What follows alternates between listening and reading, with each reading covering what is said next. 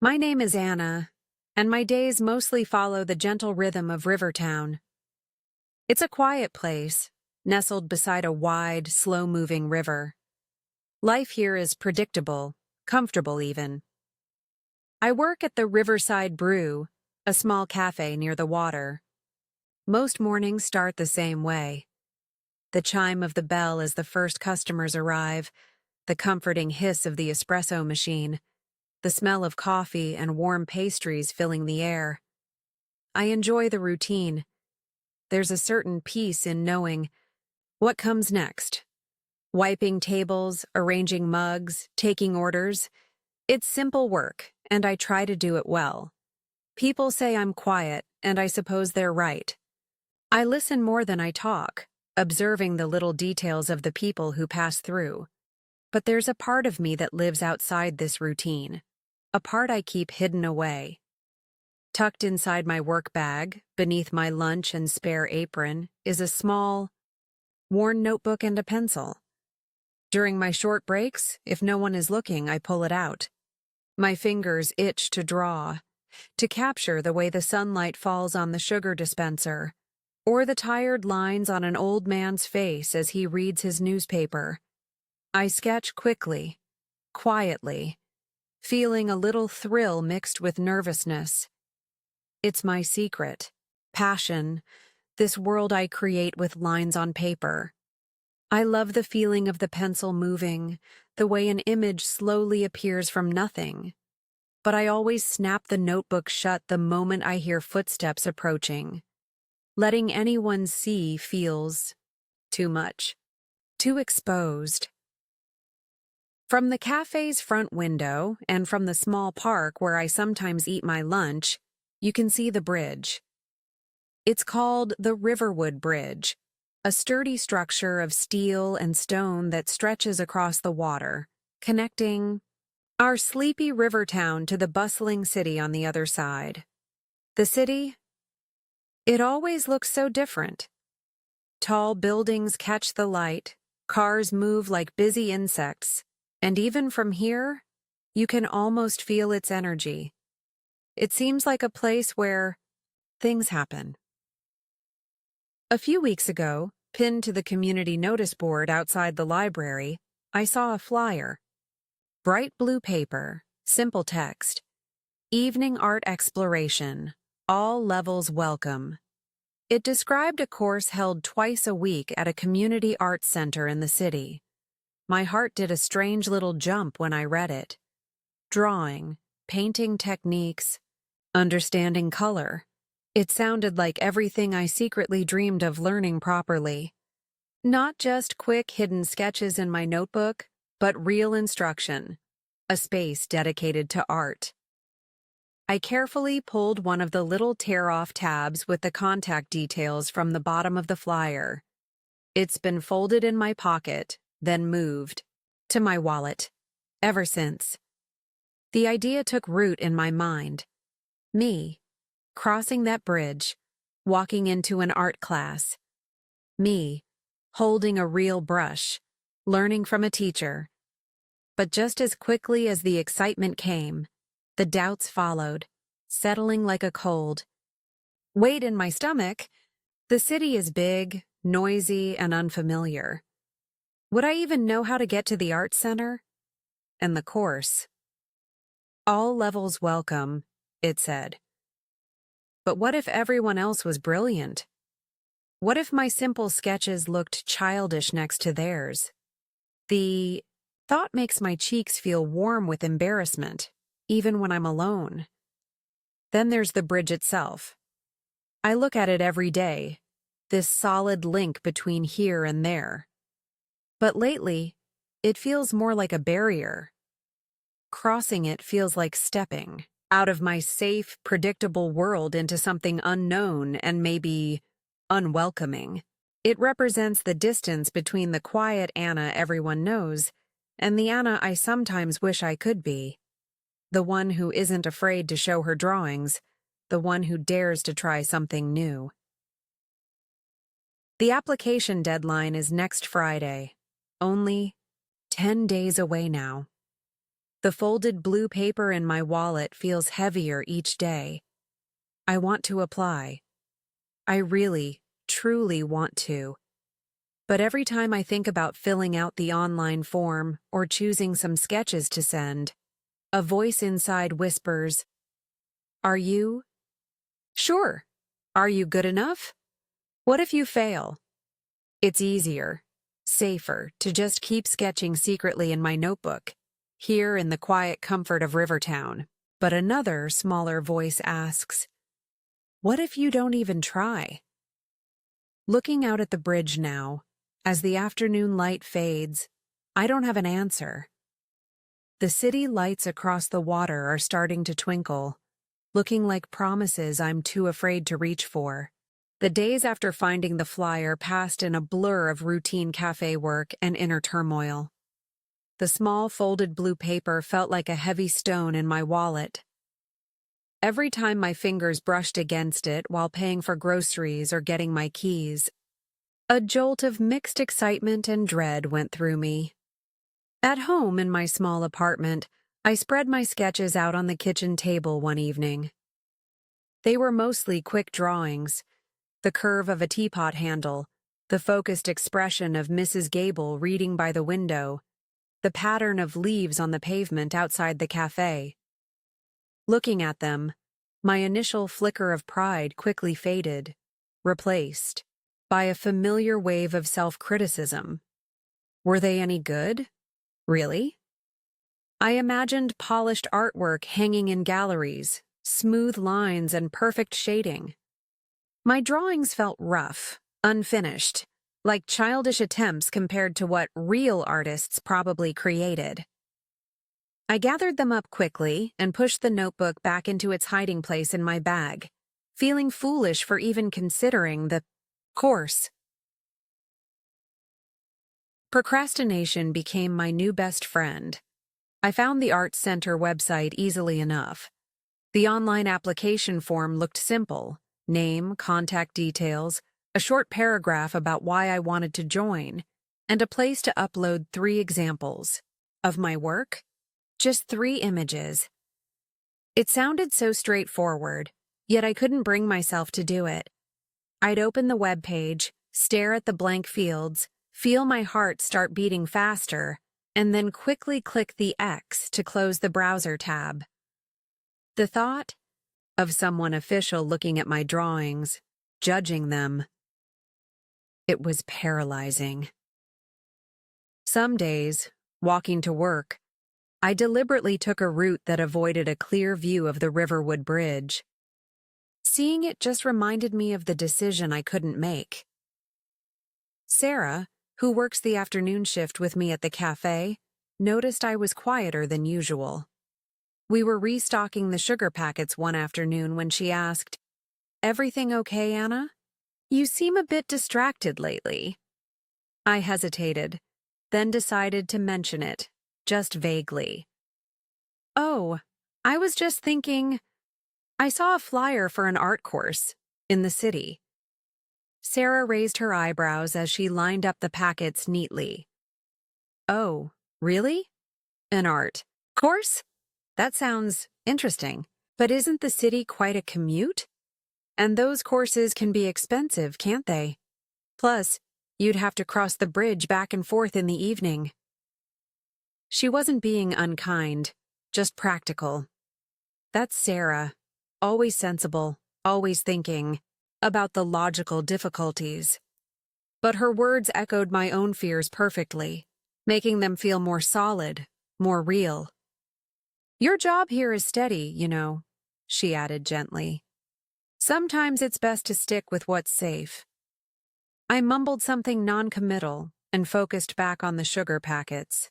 The brief flicker of courage I'd felt snuffed out again. Maybe she was right. Maybe it was a silly dream.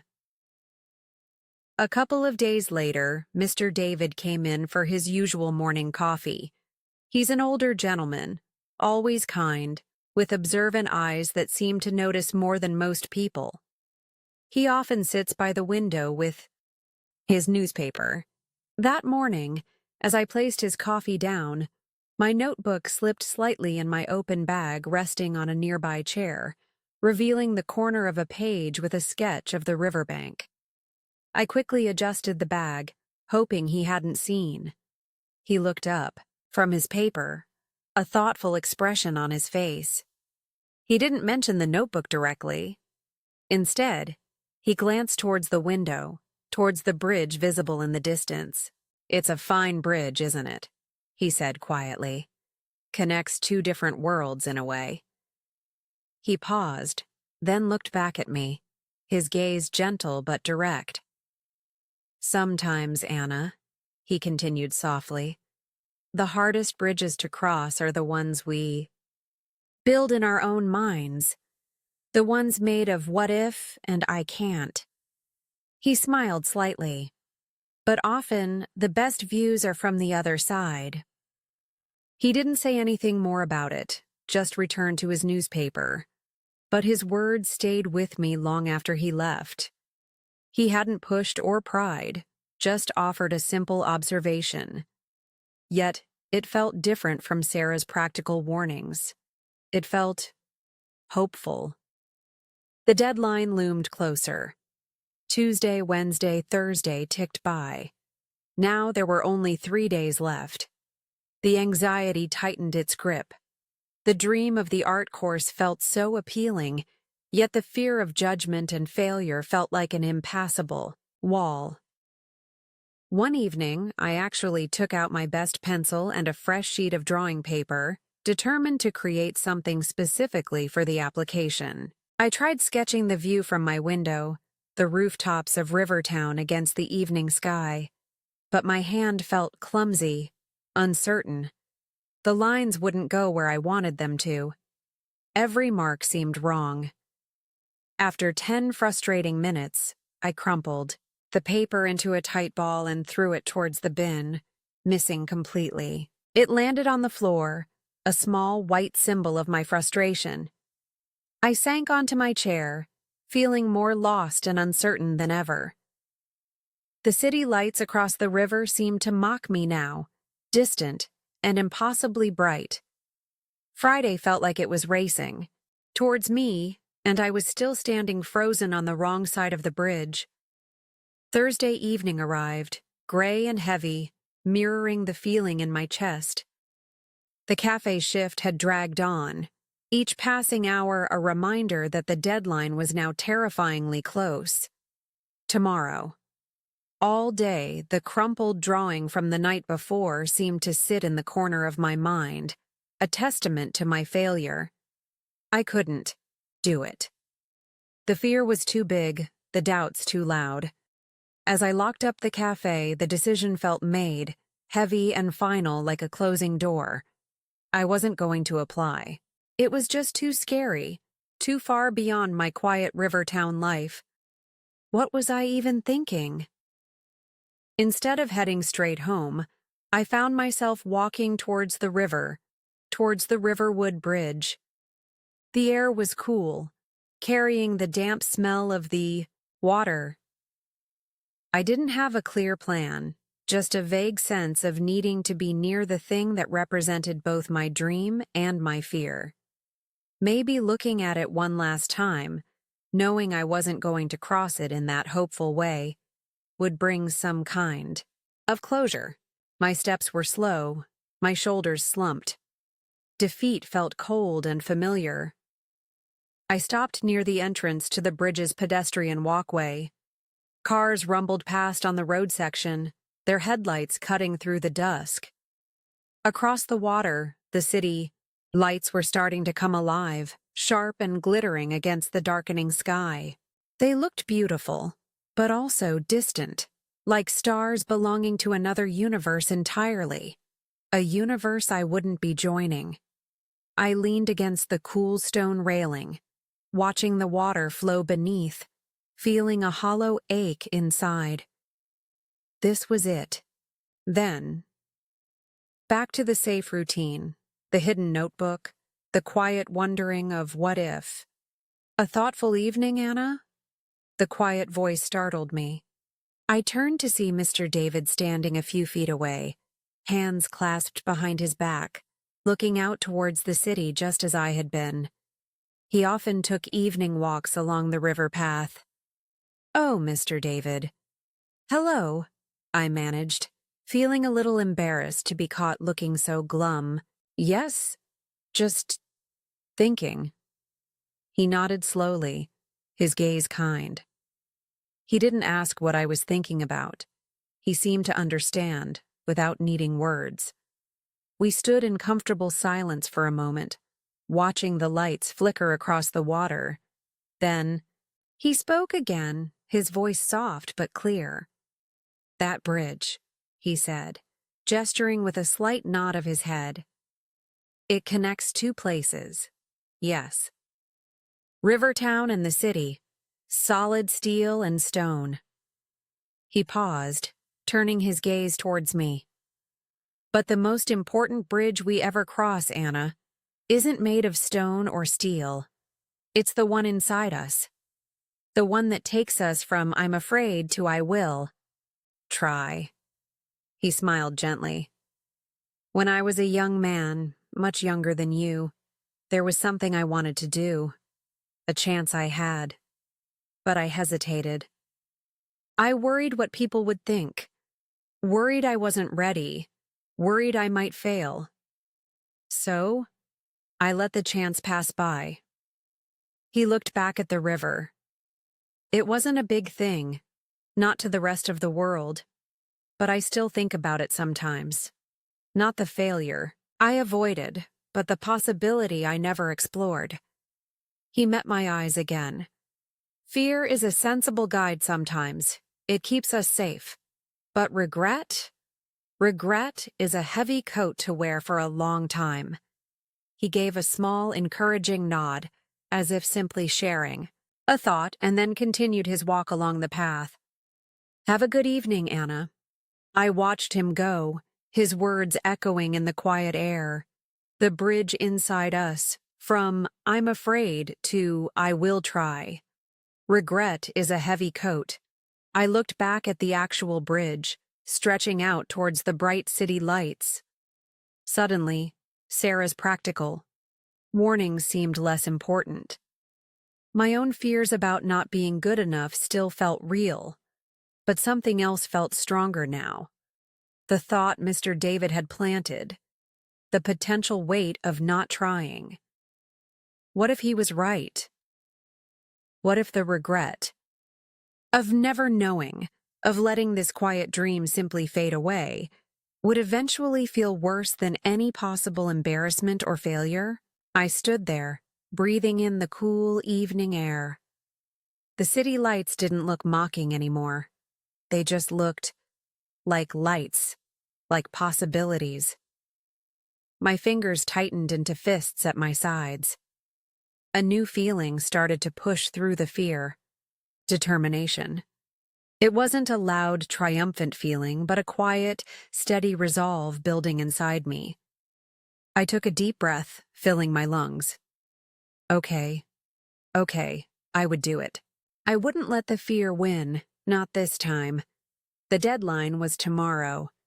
There was still time. Turning away from the bridge, I started walking back towards my apartment. My steps felt different now, quicker, lighter, filled with purpose. The crumpled paper I'd thrown earlier didn't matter. I had other sketches. I had tonight. I would cross that inner bridge Mr. David spoke of. I would try. Back in my small apartment, the determination I felt by the river stayed with me. The air buzzed with a nervous energy, but it was different from the paralyzing fear I'd felt before. This was the energy of action. I turned on my desk lamp, its warm glow pushing back the shadows, and pulled out my sketchbook, the one I usually kept hidden. This time, I didn't flip through the pages comparing my work to some imaginary standard. Instead, I looked for drawings that felt honest, sketches that captured something I genuinely saw or felt. I carefully selected 3. One of the gnarled oak tree in the park near the river, its branches reaching like old arms. Another capturing the focused way Mr. David held his newspaper. And a third, a quick sketch of the steam rising from a coffee cup on a rainy morning at the café. They weren't perfect, I knew that. The lines weren't always smooth. The shading could probably be better. But looking at them now, I didn't feel ashamed. They were mine. They were real. Taking photos of them with my phone felt strangely official. Then, I sat down at my computer and opened the Art Center webpage again. This time I didn't hesitate. I filled in my name, my address, my email. When I got to the box asking why I wanted to join the course, I paused. I thought about the hidden notebook, the longing glances across the river, Mr. David's words. I typed slowly, carefully choosing simple words. I have always loved drawing, but I have only done it privately. I want to learn techniques properly and share my interest with others. I hope this course will help me build confidence and skills. It wasn't fancy, but it was the truth. Finally, I uploaded the 3 image files. My hand hovered over the Submit Application button for just a second. It still felt like a big step, like leaping across a gap. I took another deep breath, just like I had by the bridge, and clicked. A small message appeared on the screen. "Thank you for your application. We will be in touch soon." A wave of relief washed over me, so strong I actually let out a shaky laugh. It was done. Whether I got accepted or not, whether my drawings were judged as good enough or not, didn't seem like the most important thing right now. The victory was in the clicking of that button. The victory was in choosing to try, in crossing that internal bridge Mr. David had spoken about. I had faced the fear and done it anyway. I leaned back in my chair, feeling lighter than I had in weeks, a quiet sense of pride settling within me. The next morning, walking to the Riverside Brew, everything looked the same, yet felt different. The familiar chime of the cafe bell, the smell of coffee, it was all comfortingly normal. But inside, I felt changed. When I glanced out the window, the Riverwood Bridge stood strong against the morning sky. It no longer looked like a barrier or a symbol of fear. Now, it looked simply like a bridge, a connection, a possibility. I felt a small smile touch my lips. Mr. David came in for his coffee later that morning. He didn't say anything about our conversation the night before, but as I placed his cup down, his eyes met mine, and he gave me a slight knowing nod. I nodded back, a silent acknowledgement, passing between us. A few days later, an email arrived. My heart thumped as I saw the subject line, "Your application to evening art exploration." I clicked it open with trembling fingers. It wasn't an acceptance letter, not yet. It was a simple automated message acknowledging they had received my full application and that selections would be made within the next 2 weeks. Reading it, I didn't feel anxious. Instead, I felt a quiet satisfaction. I had put myself forward. I had taken the step. Whatever happened next, I had already overcome the biggest obstacle, my own self-doubt. The journey hadn't ended. Perhaps it was just beginning. But I knew now that crossing the real bridge, if the chance came, wouldn't be nearly as hard as crossing the one I'd built in my own mind. And that felt like the most important lesson of all. Courage isn't about not being afraid. It's about taking action despite the fear. It's about choosing to step onto the bridge, ready for whatever lies on the other side.